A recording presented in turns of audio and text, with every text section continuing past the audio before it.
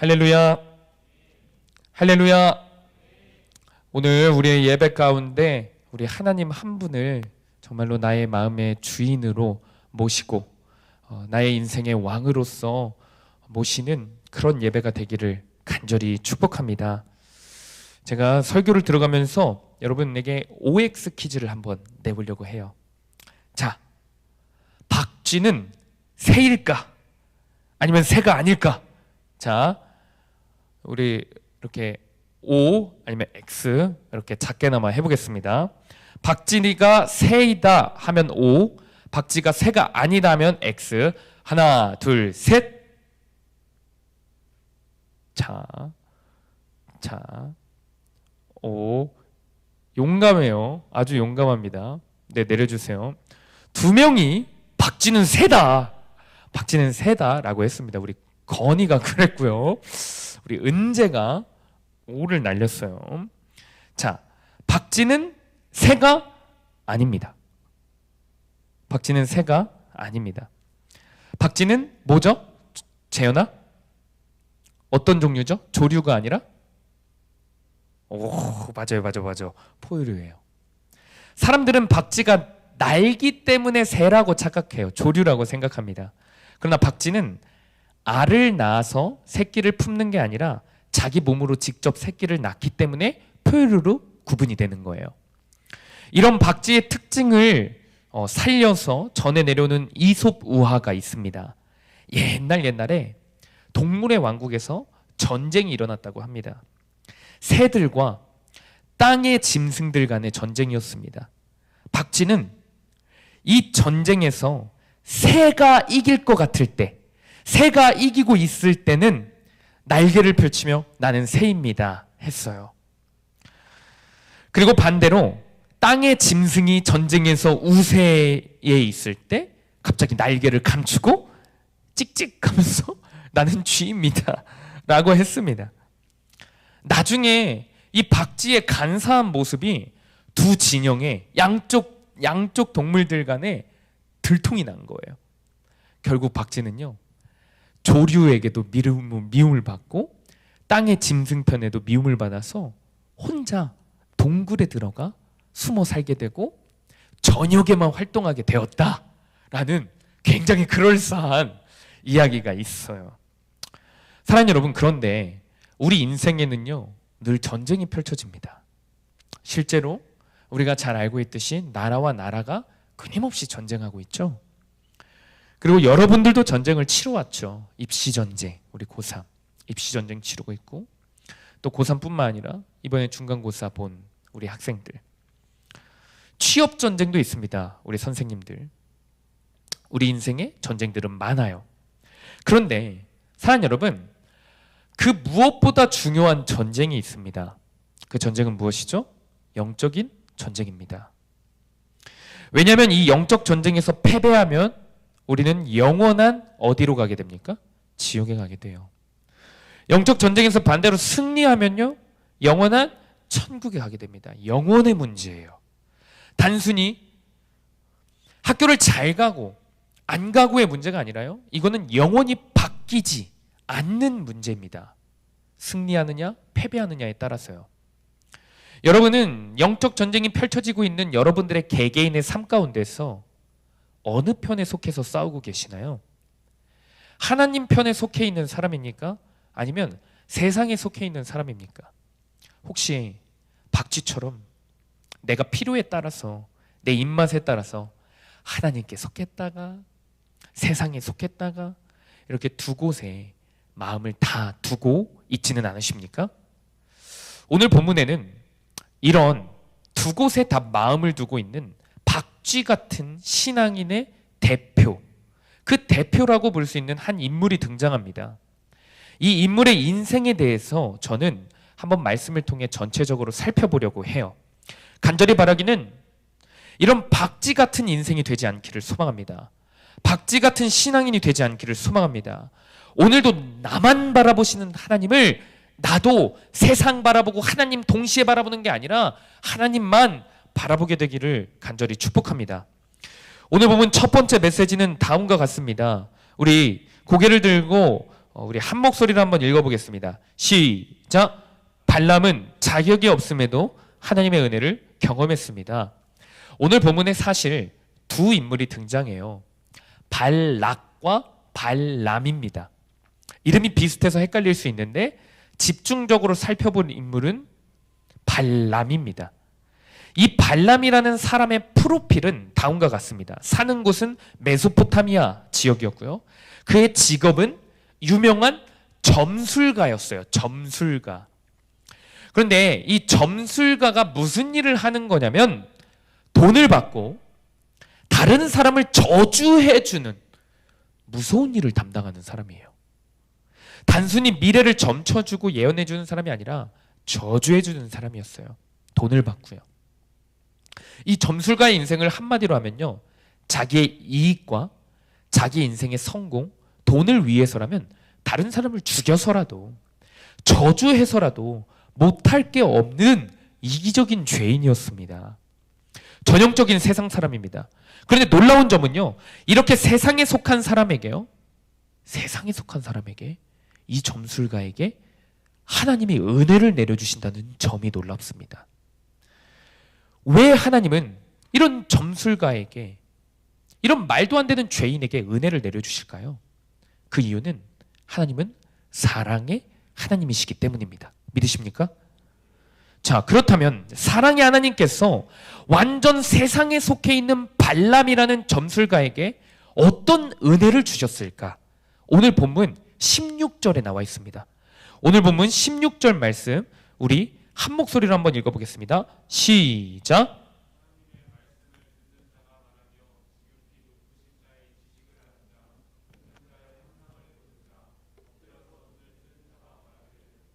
큰 목소리로 우리 다시 한번 읽어보겠습니다. 시작.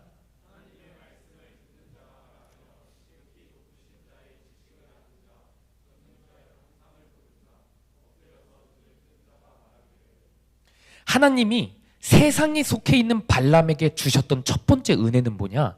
하나님의 말씀을 듣는 은혜예요. 심지어 여러분, 누군가를 통해서가 아니라 직접 들려주셨어요. 하나님이 직접. 구약 성경 전체를 통틀어서 이스라엘 백성들 중에서도요, 하나님의 말씀을 직접 들을 수 있는 사람들은요, 얼마 안 됐어요.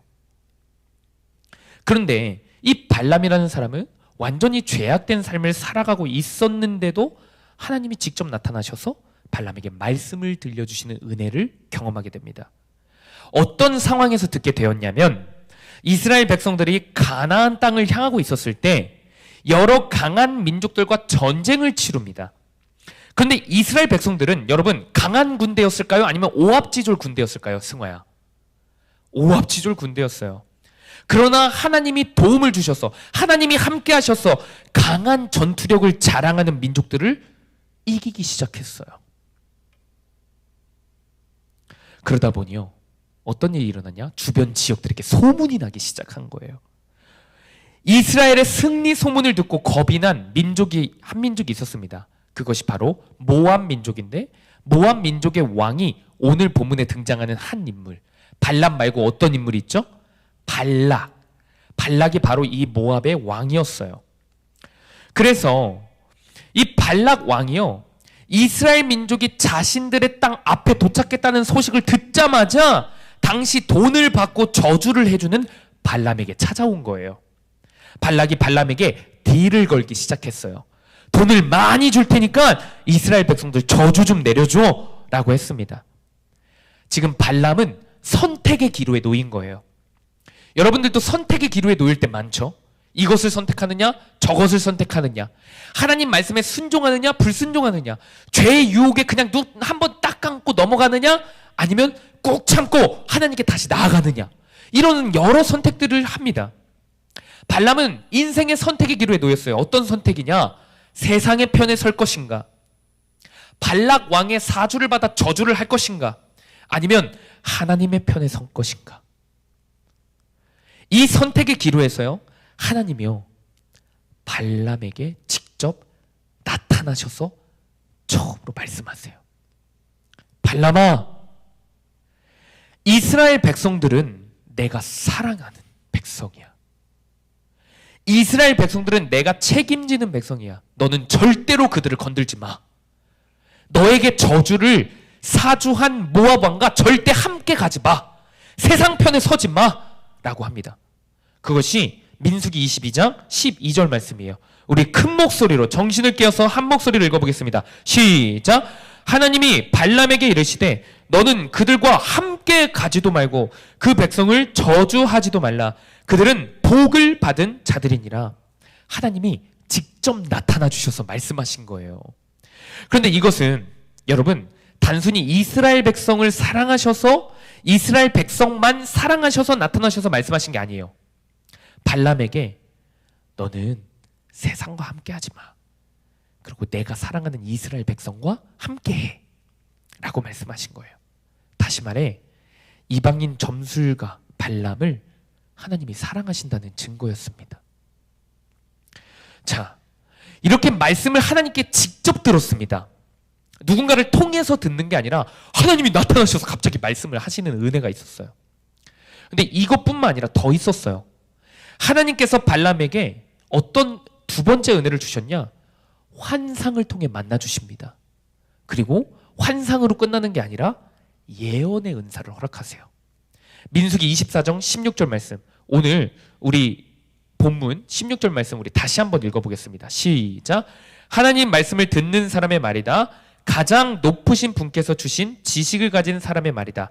환상으로 전능자를 뵙고 넘어졌으나 오히려 두 눈을 밝히 뜬 사람의 말이다. 발람은 환상으로 주님을 직접 뵙기까지 했습니다. 그리고 거기서 끝나는 것이 아니라 하나님이 발람에게 앞으로 펼쳐질 미래에 대해서 다 알려주세요. 미래에 대해서 다 알려주십니다. 발람의 입술을 통해 예언의 말씀을 선포하세요. 여러분 그런데 한 번 그냥 우연히 예언을 한 게 아니에요. 우연히 미래를 때려 맞춘 게 아니었습니다. 우리가 민수기 큐티를 쭉 해보면 알 수 있는데 발람은 총 몇 번이나 예언을 하는지 압니까? 몇 번 예언하는지 압니까? 여러분? 이거 말씀 퀴즈. 발람이 총 하나님께 몇 번 예언을 받을까?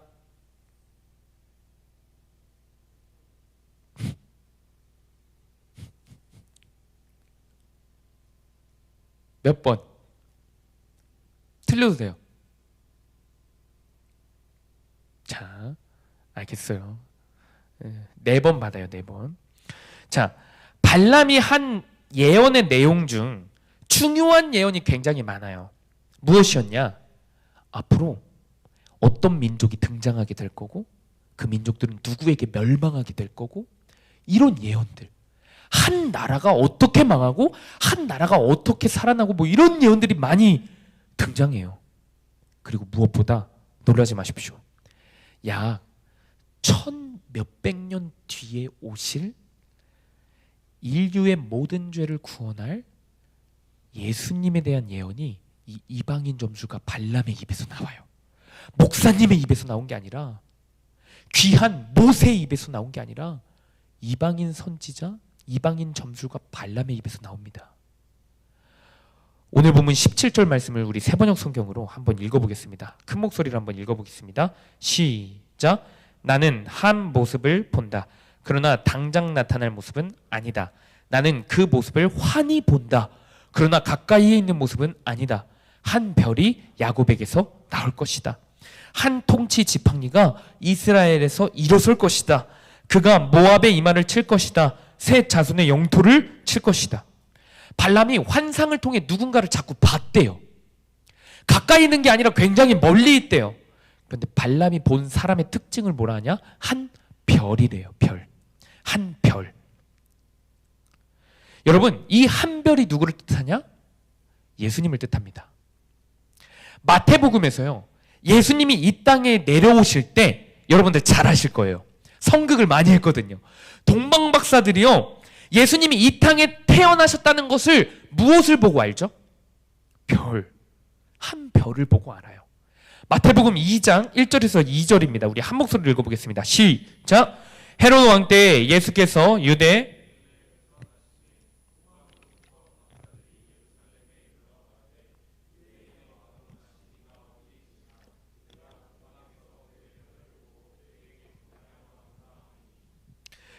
여러분 생각해 보세요.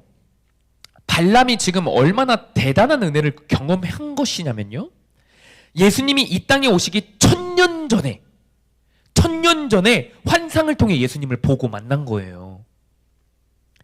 지금 발람에게 얼마나 놀라운 일이 일어난 거냐면, 대략적으로 연도상 고구려 백제 신라 삼국시대 때 한 사람이 갑자기 하나님을 깊이 만나서 2023년 대한민국에 일어날 일들을 다 보게 된 거예요. 그 정도로 놀라운 일이에요. 수암교회 2023년 10월 21일 토요일 예배 때 누구는 오고 누구는 안 오고, 누구는 일찍 오고 누구는 늦게 오고, 누구는 딴 생각하고 누구는 말씀 열심히 듣고, 이런 거를 고구려 백제 신라 시대 때 본 거예요. 한마디로 놀라운 일입니다. 엄청난 은혜예요. 특별한 경험이고 특별한 체험입니다.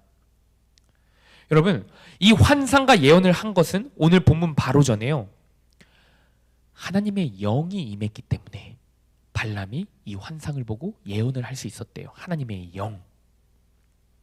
민수기 24장 1절에서 2절입니다. 우리 한 목소리 읽어보겠습니다. 시작.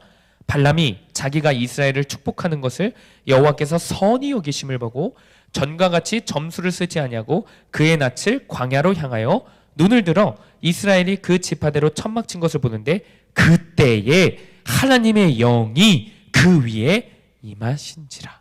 아멘. 그렇습니다. 발람이 하나님의 특별한 사랑, 하나님의 특별한 은혜를 경험했어요. 하나님은요, 이스라엘만 사랑하는 게 아니에요. 하나님은요, 이스라엘만 축복하시려는 게 아니라 점쟁이 무당이었던 사람들을 저주하면서 자기 돈을 취했던 그 세상 사람 발람마저도 사랑하신 겁니다. 믿으십니까? 그런데 여기서 중요한 것은 발람이요, 갑자기 하나님께 진정으로 열심을 들여서 하나님께 회개했기 때문에 이 은혜를 주셨냐? 그게 아니라는 거예요. 하나님의 특별한 은혜를 발람이 구했냐? 하나님, 이런 은혜 좀 주세요 라고 구했냐? 아니라는 거예요. 하나님을 열심을 다해 사랑한 사람이냐? 발람이? 그래서 하나님의 말씀을 직접 듣는 은혜를 주시고 환상을 허락하시고 예언을 허락하셨냐? 아니라는 거예요. 하나님을 열심히 믿고 섬겼냐? 하나님께 열심히 예배를 드렸냐? 아니라는 거예요. 하나님의 믿음과 사랑과 예배를 열심히 드린 사람도 아니에요. 뜨겁게 하나님, 오늘 이 예배 가운데 나 좀 만나주세요. 하나님, 저를 뜨겁게 만나주시고 저를 뜨겁게 역사하여 주시옵소서. 이렇게 기도한 것이 아니라는 거예요. 그는 여전히 돈을 위해서, 자기의 이익을 위해서 다른 민족을 저주하는 무당의 삶을 여전히 살고 있었어요. 여전히 세상의 삶을 살고 있었던 사람입니다. 그러나 하나님은 이 발람을 사랑하셔서 발람의 삶을 멈춰주시기 위해 말씀으로 찾아오신 줄로 믿습니다. 특별히 발람의 마음에 하나님의 영이 임하게 해주셔서 감동이 일어나고 환상을 보고 그 환상을 통해 모든 죄를 용서하시는 예수 그리스도를 보고 만나게 해주신 겁니다. 아멘. 할렐루야. 여러분, 이 시점에서 우리의 삶을 돌아봐야 돼요. 여러분, 하나님을 어떻게 만나게 되었습니까? 그래서 어떻게 이 자리에 오게 되었나요? 하나님의 은혜를 경험하여 토요일날 세상 친구들 다 놀러 가는데 어떻게 이 예배 자리에 나올 수 있었나요? 내가 하나님께 이쁜 행동했나요? 내가 하나님께 열심을 다해 기도해서 만났나요? 뭐라도 열심히 하나님께 좀 드렸나요? 여전히 세상에 속해 있을 때, 여전히 예배는 엄마 때문에, 여전히 예배는 아빠 때문에, 여전히 가기 싫은데 전도사님들이 하도 뭐라 하니까 그저 한번 나가주는 그런 삶을 살았을 때,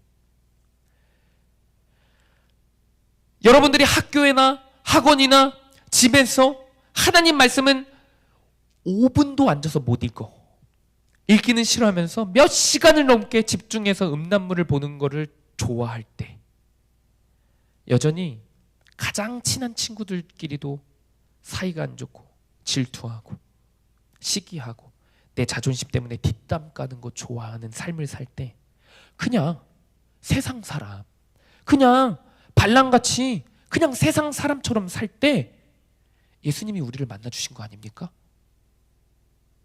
수련회 가운데서, 예배 가운데서 우리에게 사랑을 깨닫게 해주신 거 아닙니까? 로마서 5장 8절 우리 암송하죠.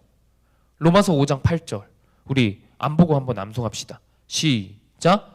우리가 아직 죄인되었을 때 그리스도께서 우리를 위하여 죽으심으로 하나님께서 우리를 위하여 자기 사랑을 확증하셨느니라. 여러분, 대부분 친구들에게 물어보면요, 넌 언제 주님을 만났니? 라고 물어보잖아요. 우리 중고등부 우리 학생들에게요. 수련회 때 말씀 들으면서요. 세상에서 가장 귀한 이야기, 말씀을 통해 들을 때. 박 전사님이 제 항목들을 뭐 다 이렇게 하나부터 열까지 우리가 예수님을 이 손으로 어떤 걸 한 거고, 예수님이 발을 바뀌셨을 땐 우리의 어떤 죄 때문이고, 예수님이 가시면류관을 썼을 때 어떤 죄 때문인지 다 말씀을 통해 가르쳐 주실 때, 그때 눈물 흘리면서 아, 내가 예수님 죽인 거 맞구나 라고 하면서 만났대요. 여러분들이 입술로 고백했어요. 여러분, 그런데 물어보고 싶어요. 이런 은혜, 승화야, 예수님의 십자가의 은혜가, 십자가 사랑이 깨달아지는 은혜, 이 은혜 아무나 받는 줄 아십니까? 착각하면 안 돼요. 여러분 친구들에게 세상에서 가장 귀한 이야기 다 뿌려보세요. 한번. 다 은혜 받고 다 눈물을 흘립니까? 뭐라도 진짜 100만 원 준다고 해서 이 예배 자리에 들어와서 말씀 듣게 해보세요. 수련회 데려가 보세요. 다 은혜 받습니까? 아니요. 착각이에요. 그 자리에서 하나님이 특별히 사랑하시고 그 시간에, 그 공간에 여러분 마음 가운데 임했기 때문에, 여러분 마음 가운데 특별히 찾아오셨기 때문에 여러분이 감동이 되고 은혜가 된 거예요. 그런데 이 특별한 은혜를 여러분이 받을 만해서 받은 겁니까? 아니죠. 수련회 때 한번 손 들어보세요. 어디 덤빌 수 있으면 한번 덤벼보세요. 수련회 때 나는 정말 은혜 받을 만해서 받았다 라고 자신 있게 손 들어볼 사람 있어요? 없죠. 하나님의 기준으로 나는 하나님을 만나기 위해 세상 거 아예 다 차단하고 내가 하고 싶은 거, 먹고 싶은 거, 입고 싶은 거, 자고 싶은 거 단 하나도 타협하지 않고 하나님 말씀을 100% 지키면서 하나님 만날 준비했다 있어요? 한 명도 없죠. 그래서 구원받은 사람 있습니까? 한 명도 없습니다. 그렇게 말하는 사람은 여러분 다 이단이에요. 내가 은혜 받을 만해서 은혜 받았다. 내가 하나님의 사랑 받을 만해서 받는다. 다 이단입니다. 물론 여러분 수련회 때 저기 그냥 지금 말씀 열심히 안 듣는 사람도 수련회 때 은혜 받게 해달라고 기도했죠. 근데 여러분 진지하게 물어봅시다. 그 기도 속에 하나님을 사랑하는 마음이 있었습니까? 은혜를 구하고 하나님 만나달라고 기도했죠. 그 마음 안에 이런 마음들 단 하나도 없었습니까? 아, 다른 사람 예수님 다 만날 때 나 뭐하고 있지? 나 어떡하지? 나만 이상한 사람 되는 거 아니야? 저 사람보다는 내가 괜찮은 것 같은데? 라며 죄악된 마음을 품고 하나님을 만나달라는 기도도 욕심으로 구하지 않았습니까? 한 친구가 수련회 가기 전에 예수통역 모임 가운데 이렇게 고백했어요. 자기 자신은 지금 기도를 하긴 하는데 수련회용 예수님을 구하고 있대요. 수련회 끝나고 바로 다시 버릴, 그냥 다른 사람 은혜 받은 거 부러우니까, 지기 싫으니까, 질투나니까 나도 받자. 수련회용 예수님을 구하고 있다고 고백했어요. 그런데도 예수님은 그런 우리를 수련회 가운데 만나주셨습니다. 아멘. 그런데도 그런 더러운 마음들, 그런 깨끗하지 못한 마음들이 다 있는데도 우리를 만나주신 게 예수님이에요. 십자가에서 그런 나를 위해 죽으셨다고, 그런 나를 사랑하신다고, 그러니 내게로 돌아오라고 만나주신 게 우리가 바로 경험한 은혜입니다. 아멘. 심지어 우리 수안교회 중고등부 학생들은 발람처럼 예언까지는 아니어도요, 우리 교회 가운데 환상을 본 친구들도 있습니다. 방언의 은사를 받은 친구들 얼마나 많습니까? 전사님, 이 귀한 은혜를 자랑하고 다녀요. 전도사님이 한 게 아니기 때문에 정말로 그렇기 때문에 하나님이 한 거기 때문에 축복이기 때문에 자랑하고 다녀요. 너무 좋아요. 너무 감사해요.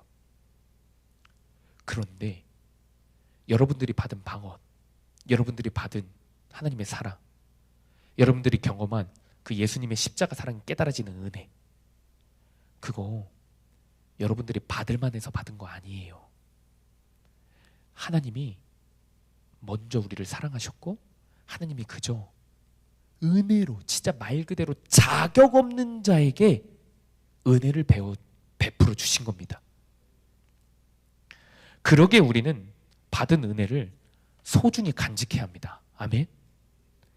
당연히 여기면 안 되는 거예요. 특별하게 여겨야 합니다. 아멘. 내가 말씀을 들을 수 있는 것을 특별히 여겨야 되고요, 말씀을 들을 때 찔리는 것을 특별히 여겨야 되는 거고요, 내가 말씀을 통해 기도할 때 눈물이 나는 거를, 감동이 되는 거를, 회개하는 거를 특별히 여겨야 합니다. 아멘. 우리 말씀 공동체를 특별히 여겨야 합니다. 사랑하는 여러분, 한 말씀 살펴보겠습니다. 요한일서 4장 10절, 우리 한 목소리로 읽어보겠습니다. 요한일서 4장 10절 한 목소리 읽겠습니다. 시작.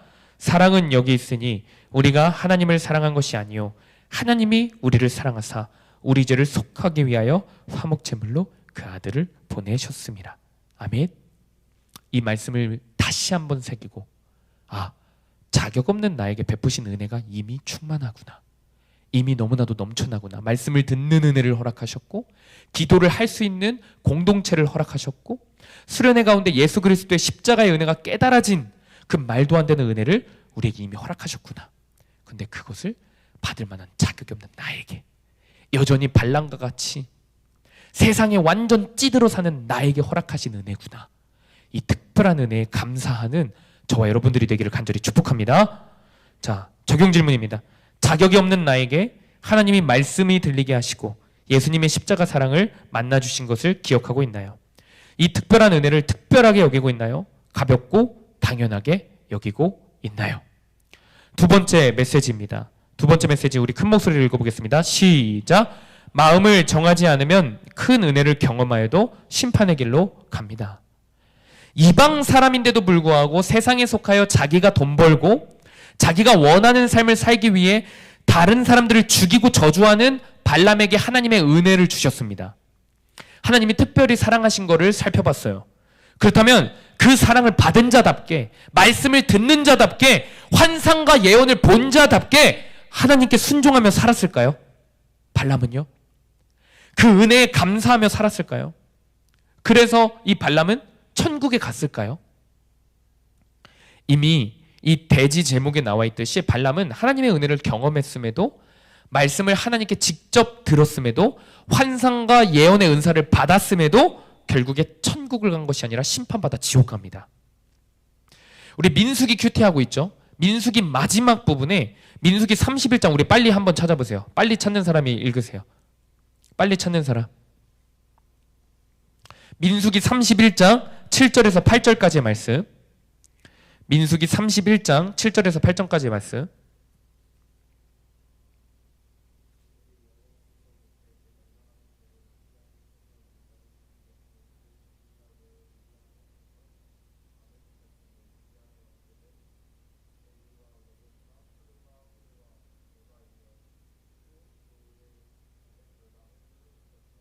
자, 7절에 보면요, 그들이 여호와께서 모세에게 명령하십니다. 그쵸? 하나님이 명령하셨어요. 누구를 죽이라고 명령합니까? 8절에 부올의 아들 발람. 발람을 하나님이 칼로 죽이라고 명령하셨어요. 왜 발람은요, 하나님의 은혜를 경험하고도 결국 심판을 받았을까? 예수 그리스도를 예언까지 했는데 1000년 전에 왜 심판을 받았을까? 그 이유는 다음과 같아요. 마음을 정하지 않았기 때문이에요. 다른 말로 하면 두 마음을 품었기 때문입니다. 두 마음. 하루는 세상에 붙었다가 하루는 하나님에게 붙었다가 하나님이 주시는 은혜, 환상, 예언 좋아. 그런데도 세상도 좋아 라고 하는 거예요. 민수기 이번 주 큐티 계속한 사람들은 알아요. 발람이 입술로는 하나님을 높여요. 하나님을 찬양해요. 하나님에 대한 위대한 예언을 해요. 민수기 22장 18절 말씀입니다. 발람이 발락의 신하들에게 대답하여 이르되 발락이 그 집에 가득한 은금을 내게 줄지라도 내가 능히 여호와 내 하나님의 말씀을 어겨 덜하거나 더하지 못하겠노라. 위대한 고백이에요. 뭐냐면 내가 그토록 소중하게 여겼던 돈, 그 돈 다 준다 해도 나는 하나님 말씀을 순종하겠습니다 라고 고백한 겁니다. 그런데 이상한 것은요, 이 고백을 하고 발람이 발락과 계속 같이 다녀요. 발락이 가자는 곳은 다 가요. 또 하루는요, 발람에게 다시 한번 은혜를 하나님이 주세요. 하나님의 영이 충만히 임합니다. 그래서 환상을 통해 예수님을 보고 말해요. 그런데 그때 이런 멋진 고백까지 합니다. 오늘 본문 23절입니다. 또 예언하여 이르기를 슬프다. 하나님이 이 일을 행하시리니 그때에 살자가 누구이랴. 이 말씀이 뭐냐면요, 하나님밖에 소망이 없습니다. 하나님 아니고서는 심판받아 다 죽습니다. 다 죽을 죄인이라고 고백하는 거예요. 근데 여러분, 발람이 이 고백을 하고요, 주님이 아니면은 나는 100% 죄인입니다. 나는 무조건 지옥 갑니다. 그러니 주님이 소망입니다 라고 고백을 한 거거든요. 근데 이 고백을 하고 바로 뒤에 발람이 어떤 모습을 보이냐? 오늘 보면 마지막 25절이에요. 마지막 25절 우리 한 목소리로 읽어보겠습니다. 시작! 발람이 일어나 자기 곳으로 돌아가고 발락도 자기 길로 갔더라. 예언이 끝나자마자, 특별한 체험이 끝나자마자 결국 돌아가는 곳이 어디예요? 자기 곳이에요. 자기의 자리로예요. 여러분, 이것은 제가 아까 발람의 고향이 어디라고 그랬죠? 어느 지역에 산다고 그랬죠? 메소포타미아. 메소포타미아로 돌아갔다라는 것을 단순히 의미하는 게 아니에요. 자기가 살아왔던 삶의 방식으로 돌아갔다라는 거예요. 우상을 섬기고 돈과 쾌락을 섬기고 세상을 너무나도 사랑한 그 삶으로 돌아갔다라는 겁니다. 이런 발람의 이중적인 모습을요, 베드로 사도는요, 발람이 죄가 주는 즐거움을 사랑했다 라고 표현해요. 불의의 싹을 사랑했다 라고 합니다. 죄가 주는 달콤함을 사랑해서 간 거래요. 저는 이 발람의 모습을 보면서요, 한 말씀이 계속해서 가슴속에 묵상이 되었어요. 어떤 말씀이냐면요, 야고보서 1장 8절이에요. 이 말씀을 정말 여러분 기억했으면 좋겠어요. 우리 한 목소리를 읽어보겠습니다. 시작! 두 마음을 품어 모든 일에 정함이 없는 자로다. 다시 한번 읽어보겠습니다. 시작! 두 마음을 품어 모든 일에 정함이 없는 자로다. 한 주간 큐티를 묵상하면서 하나님과 세상 사이를 이리 갔다 저리 갔다 왔다 갔다 이러지도 못해 저러지도 못하는 발람의 삶이요, 너무 불안해 보였어요. 두 마음을 품은 삶 자체가 저주 같아 보였습니다. 우리 학생들 중에 이런 친구들이 있어요. 발람처럼 자격이 없는데 하나님의 은혜를 받았어요. 발람처럼 하나님께 사랑받을 만한 자격이 없는데 죄만 선택했는데 하나님의 사랑을 받았어요. 그래서 예배를 떠날 수는 없습니다. 교회 공동체를 완전히 떠나지는 못해요. 그런데 동시에 세상도 포기 못합니다.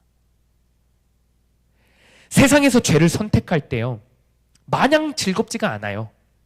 불안하고 찔려요. 왜? 하나님의 은혜를 경험한 사람이니까. 그리고 그 무거운 마음 품고 살다가 교회에 겨우 옵니다. 그런데 막상 또 하나님 말씀을 들을 때 어때요? 은혜가 되긴 돼요. 뭐가 죄인지 알긴 알아요. 그러나 또 막상 하나님 말씀대로 살기는 싫어. 그러니까 말씀 듣는 게 또 즐겁진 않아. 말씀 듣는 것도 불안하고 힘들어. 말씀을 들을 때 또다시 세상이 주는 달콤함, 음란이 주는 화끈함, 내 마음대로 살 수 있을 때 그 자유함, 그것들이 또 말씀을 들을 때 생각나는 거야. 한 친구가 있었어요. 이 친구는 하나님의 은혜를 분명히 받았어요. 내가 예수님을 죽였다고 울면서 그렇게 고백했어요. 목이 찢어져라 기도했어요. 옛날에는 세상에서 내가 죄 짓고 싶을 때, 내가 마음대로 살고 싶을 때 전도사님에게 이런 핑계를 대긴 했어요. 저 하나님 모르겠어요. 저 사실 하나님 살아계신지도 모르겠어요. 그러니까 저는 죄 선택하면서 마음대로 사는 거예요. 라고 핑계 대는 거죠. 근데 이제는 핑계 댈 수 없어요. 하나님이 너무나도 분명하게 만나주셨으니까, 살아계신 거를 아니까. 그래서 예배는 나옵니다. 빠지지 않고 나옵니다. 그런데 삶에서 말씀은 또 안 봐요. 큐티는 안 해요. 여전히 SNS에 미쳐 중독돼서 살아가요. 음란에 중독되어입니다. 사람에 매여서 사람에게 중독되어 살아가요. 그래도 예배는 나와요. 근데 문제는 예배에 나와서 내가 어떻게 해야 살아나고 회복되고 천국 가는지 다 듣거든요. 그런데 기도를 안 해요. 그런데 회개를 안 해요. 자기 죄를 회개하고 이제 결단하고 다시 죄와 싸우는 삶을 살아야 하는데 기도하는 흉내만 내요. 기도 자리에 목소리조차 안 내요.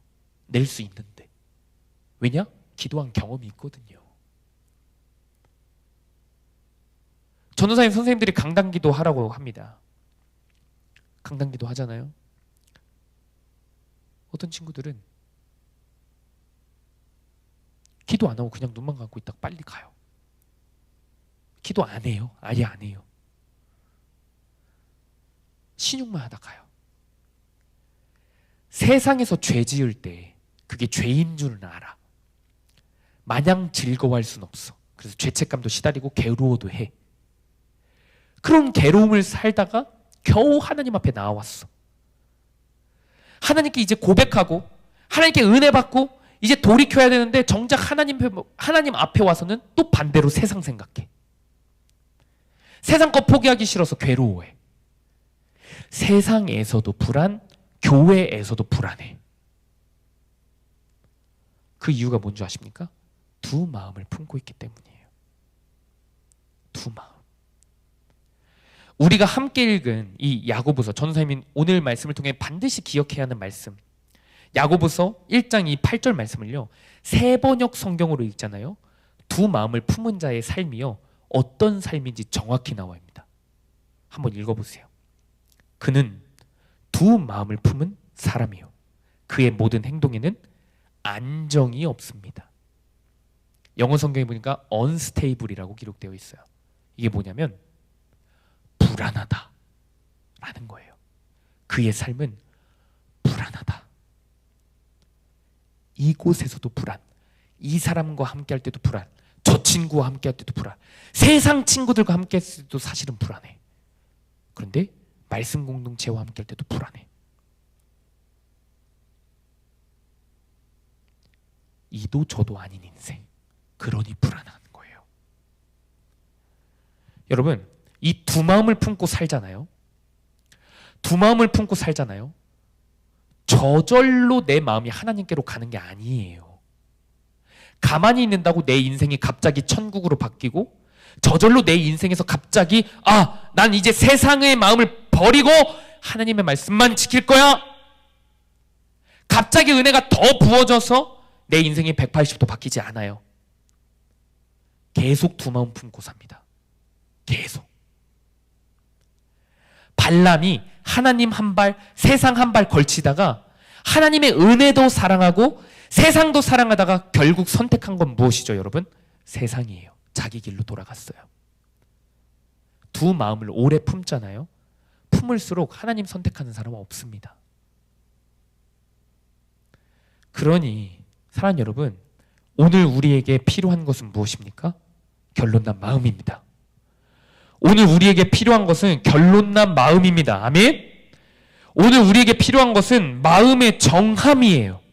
내 마음을 정하는 거예요. 나만 바라보시는 하나님, 나만 사랑하시는 하나님, 나를 위해 죽기까지 사랑하시는 그 하나님, 이제는 그 하나님만 선택하겠습니다. 이 삶을, 이 마음을 정하는 겁니다. 아멘? 우리 감리교회 성자라고 불리시는 박보영 목사님께서 함께 키우시고 먹이시는 아이들이 있었죠. 고아 같은 아이들, 깡패 같은 아이들을 불러 모아 예수님의 사랑을 가르쳐 주시고 그냥 함께 살아요. 빨래도 해주시고 밥도 먹이시고 말씀도 가르쳐 주시고 훈련도 시켜서요. 그래서 주의 종으로 정말로 능력 있는 목사님들로 키우셨어요. 근데 목사님이 이 아이들을 주의 종으로 훈련시키시면서 함께 사는 그 집에서 자기가 먼저, 이 목사님이 먼저 모범을 보이시는 게 있더라고요. 뭐냐면 자기 자신의 프라이빗한 공간을 두지 않아요. 박보영 목사님 개인 방이 있을 거 아니에요. 그렇죠? 그 개인 방에 공동체 생활을 하는데 같이 사는데 개인 방에 큰 구멍을 뚫어 놓으셨대요. 큰 구멍을. 박보영 목사님이 혼자 있을 때 뭐 하나 다 볼 수 있게,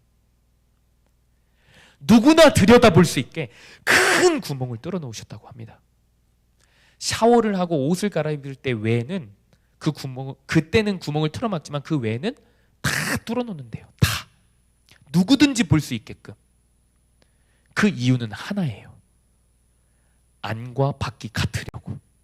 겉모습만 대충 흉내내면서 하나님 말씀에 순종하는 삶이 아니라 깊은 마음에서부터, 혼자 있을 때부터 하나님께 순종하려는 그 마음 때문이에요.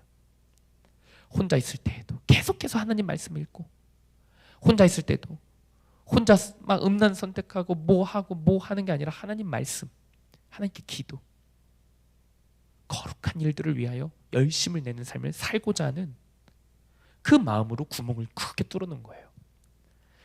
제가 이 목사님의 이야기를 들으면서 느낀 것은 이겁니다. 아, 결론이 난 사람은 가장 먼저 하는 게 있구나.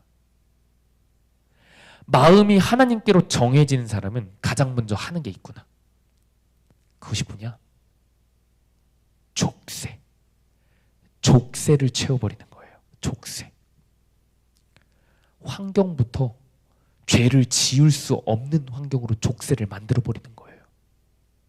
하나님께 딱 붙들어 있게 하나님 말씀 아니면 죄를 안 짓는 그 환경으로 딱 족쇄를 채워버리는 거예요. 타협하지 않을 환경을 만들어버리는 거예요. 자기 자신을 신뢰하는 게 아니라, 자기 자신의 결단을 신뢰하는 게 아니라, 자기 자신의 그 약한 마음을 신뢰하는 게 아니라, 어설픈 노력이 아니라 그 환경을 그냥 딱 족쇄를 채워버리는 거예요. 이것이 정함이 있는 사람의 모습입니다. 아멘. 결론난 마음이 있는 사람의 모습입니다. 아멘.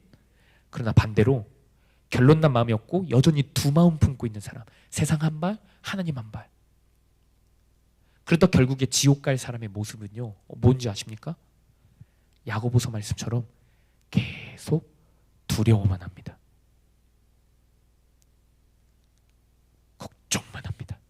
또 넘어지면 어떡하지? 환경을 아예 바꿀 생각을 안 하고 또 넘어지면 어떡하지? 이 두려움만 갖고 있어요. 그리고 나서 뭐 하는지 아십니까? 핑계 댈 거 찾아요. 이유를 이미 머릿속에서 찾고 있어요. 아직 죄를 범하진 않았어요. 행위를 한 건 아니에요. 그런데 머릿속에 벌써 이 죄를 범할 수밖에 없는 이유들이 머릿속에 가득해요. 죄 안 지을 환경을 만드느냐, 죄 지을 이유를 찾고 있느냐. 학생들이랑 이야기할 때 너 예배 왜 안 왔어? 너 왜 큐티 안 했어? 그럼 있잖아요, 다들 바로 이유가 나옵니다. 다들 각자 이유가 있어요. 말을 어찌나 그렇게 잘하는지 몰라요. 당황하지 않아요. 당당해요. 죄책감도 없어요. 근데 그 사람이 진짜 죄책감이 없을까요? 있거든요. 하나님의 말씀이 들린 사람인데, 하나님의 은혜가 있었던 사람인데, 그런데도 그게 바로 술술 나오는 이유는 뭔지 아십니까? 죄를 선택하는 그 순간부터 이미 연습이 되어 있는 거예요. 합리화하는 연습들이요. 여러분, 이유가 많을수록요, 그만큼 자기도 그게 죄라는 것을 알고 있다라는 증거예요. 불안해하고 있다라는 증거입니다. 그러니 자기 자신을 지키고 싶으니까 이유가 많은 겁니다. 민수기에서 오늘 본문에서 제일 불쌍하고 비참한 사람이 누군지 아십니까? 평생 하나님 모른 채 이스라엘 백성들과 싸우다가 죽은 발락이 아니에요. 발락이 아닙니다. 하나님 말씀을 들었음에도 놀라운 기적과 경험이 있었음에도 마음에 정함이 없어서 갈팡질팡하다가 이리 떠돌다가 저리 떠돌다가 어느 날은 세상에 속해 어느 날은 하나님께 속해 박쥐 같은 발람이 제일 비참하고 불쌍한 인생입니다. 이 사람들은 이곳에서도 불안하고 저곳에서도 불안해하는 사람입니다. 사랑하는 여러분, 우리가 얼마나 오랫동안 두 마음을 품으며 살았습니까? 세상 한 발, 하나님 한 발 걸치고 하면서 세상에서 죄를 선택하긴 하는데 하나님을 아예 모르는 세상 사람들은 기쁨으로 죄를 선택하는데 우리는 죄책감을 느끼면서 불안해하면서 두려워하면서 죄를 선택해요.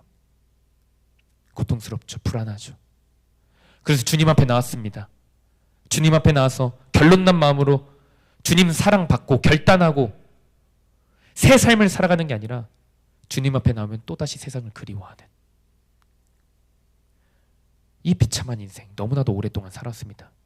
그런 우리에게 오늘도 하나님은 살아계셔서 하나님의 영이 이 자리에 있어서 여러분 마음 가운데 충만히 있어서 말씀하십니다. 마음을 정해라. 오늘 두 마음의 결판을 지어라.